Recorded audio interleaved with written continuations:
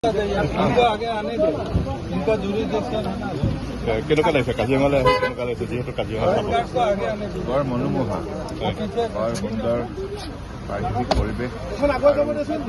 ইয়াৰ স্থানীয় জনসাধাৰণৰ যিখিনি সহযোগিতা সেইখিনি আমি তেখেতসকলক আমি প্ৰশংসা কৰিবই লাগিব আৰু স্থানীয় ৰাইজৰ সহযোগত আজি অসম চৰকাৰৰ তৰফৰ পৰা এই ৰাষ্ট্ৰীয় উদ্যান সুন্দৰভাৱে ইয়াক পৰিচালনা কৰা হৈছে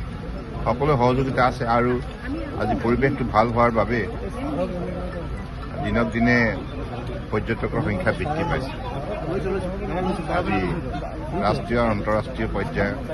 পৰ্যটকৰ সংখ্যা দিনক দিনে বৃদ্ধি পাইছে মোক ইয়াৰ স্থানীয় বিষয়াসকলে জনাইছে খুব ভাল কথা আৰু গতিকে মই সকলোকে আহ্বান জনাওঁ যে আজি যেনেধৰণে ইয়াক সকলোৱে মিলি সুৰক্ষিত কৰি ৰাখিছে এনেধৰণে ভৱিষ্যতৰ দিনত যাতে ইয়াৰ পশু পক্ষীৰ পৰা আৰম্ভ কৰি বনাঞ্চলৰ যিটো প্ৰাকৃতিক পৰিৱেশ সকলোৱে যাতে মিলি ইয়াক সুন্দৰভাৱে সংৰক্ষিত কৰিব। দেখা গৈছে যে আপোনাৰ মুখ্যমন্ত্ৰীৰ দিনতে ইয়াত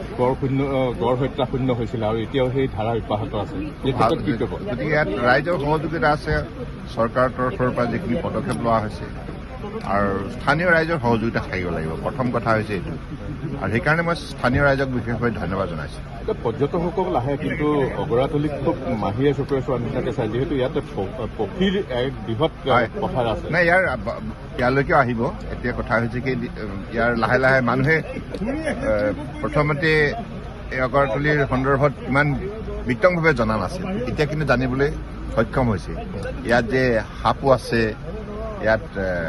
মানে মাইগ্ৰেটিং বাৰ্ডো আহে আৰু সুন্দৰ এটা মানে এলেকা য'ত নেকি বিভিন্ন ধৰণৰ প্ৰজাতিৰ